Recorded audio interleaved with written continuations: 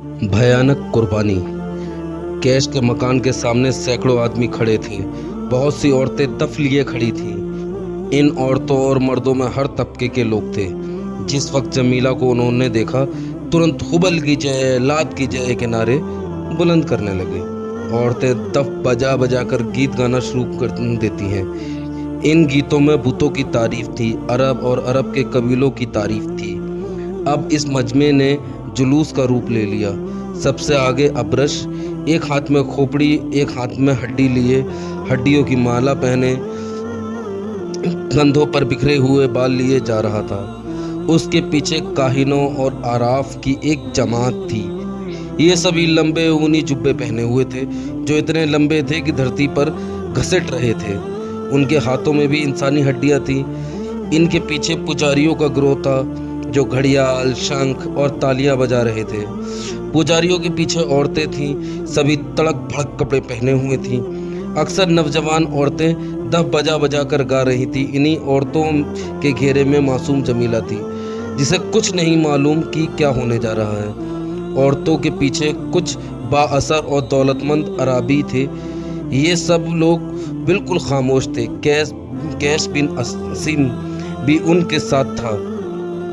उनके पीछे आम लोग थे, जो थोड़ी थोड़ी देर से बुतों का नाम लेकर उनकी जय पुकारते थे। इस तरह ये जुलूस शाही जमजम के सामने जा पहुंचा।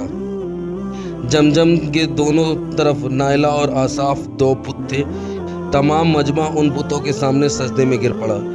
थोड़ी देर के बाद जब उन्होंने सर उठाया तो सबके माथे धूल से सने हुए थे।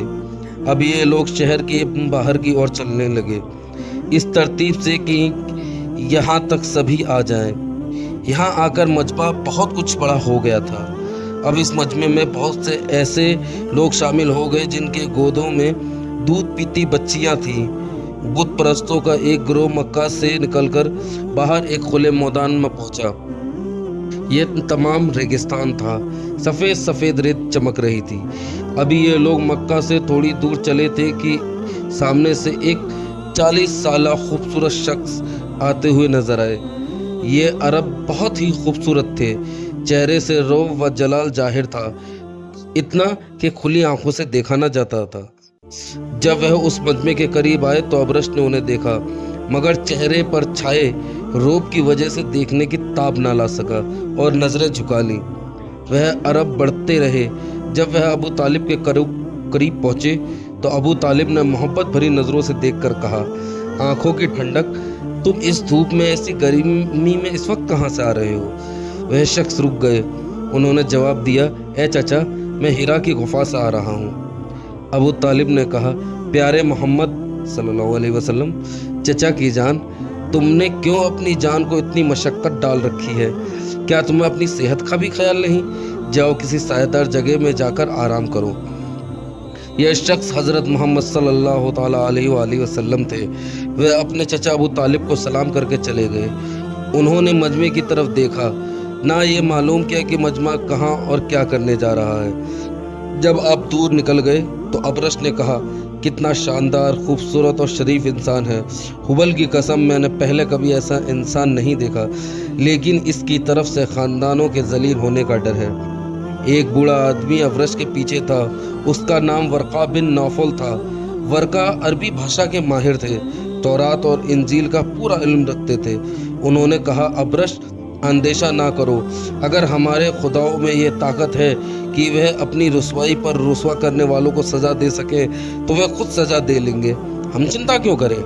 अबरश ने कहा, तुम सच कहते हो वर्का, मगर मुझे डर है कि शायद वे सज़ा ना दे सके। वर्का ने इस कदर जोश में आकर कहा, अगर वो सज़ा नहीं दे सकते तो फिर खुदा कैसे? अबरश ने हैरान होकर वर्का की ओर देखते हुए कहा, यह तुम क्या कहते हो वर्का? तुम भी विधर्मी हो गए हो क्या? विधर्मी नहीं हूँ। तुम सब मक्का वाले अरब के बाशिंदे अच्छी तरह जानते हो। मैं अरबी जानता हूँ, तौरात और इंजील का माहिर हूँ, पर अपने मजहब पर कायम हूँ। लेकिन मेरा एकाद की खुदाओं में इतनी ताकत ज़रूर होनी चाहिए कि वह अपने इनकारियों को सज़ा दे सके और पुजारियों को इनाम दे सके। तुम सच कहते हो वर्का। ये तमाम मजमा अभी तक बड़ा चला जा रहा था, यहाँ तक कि वह मक्का से 1 मील दूर निकल गया। चूंकि वह धीरे धीरे चल रहे थे इसलिए बड़ी देर से वहां पहुंचा। उस वक्त सूरज 3/4 मंजिलें तय कर चुका था। धूप में वो चमक तेजी ना रही थी जो अब से 3 घंटे पहले थी। तमाम मजमा रेत के एक बड़े ढेर के पास आकर रुका। पुजारियों ने पहुंचकर घंटे और शंख नाद बजाने शुरू कर दिए। कुछ देर के बाद एक आदमी बढ़ा। उसने कहा, ए गैरतमंद अरब, मैं अपनी बड़ाई बाकी रखने के लिए अपनी बेटी को जिंदा दफन करता हूँ। उस आदमी की गोद में 3 साल की एक मासूम लड़की थी। उसने लड़की को जमीन पर बिठा दिया और दोनों हाथ से रेत हटाकर गड्ढा खोदने लगा। यहाँ तक कि देखते देखते उस संगदिल बाप ने लड़की को गड्ढे में फेंक जल्दी जल्दी उस पर रेत डालना शुरू कर दिया। लड़की चीखती रही, चिल्लाती रही। रेगिस्तान का एक एक जर्रा उस चीख से कांप उठा, लेकिन ना पसीजे तो इंसान ना पसीजे जो भेड़िए की शक्ल में वहां मौजूद थे। फिर क्या था, इसके बाद जो लोग लड़कियां लेकर आए थे सब ने मासूम लड़कियों को गड्ढे खोद खोद कर दफन करना शुरू कर दिया। अब कई आदमियों ने मिलकर एक बड़ा और गहरा गड्ढा खोदा। जब गड्ढा तैयार हो गया तो कैस जमीला को लेकर आगे बढ़ा और गड्ढे के किनारे जा खड़ा हुआ। जमीला देख चुकी थी कि गड्ढे में लड़कियां दफन की गईं। उसे इसका एहसास हो चला था कि जिस गड्ढे के किनारे वह खड़ी है उसमें वह दफन की जाएगी। उसने हसरत भरी नजरों से अपने बाप कैस की तरफ देखा। कहा, प्यारे अब्बा, क्या तुम मुझे इस गड्ढे में दफन करने के लिए लाए हो? कैस ने कहा, हाँ जमीला, तुमने ठीक समझा। अरब में लड़कियों के रहने सहने और पलने बढ़ने की गुंजाइश नहीं है। जमीला घबरा गई।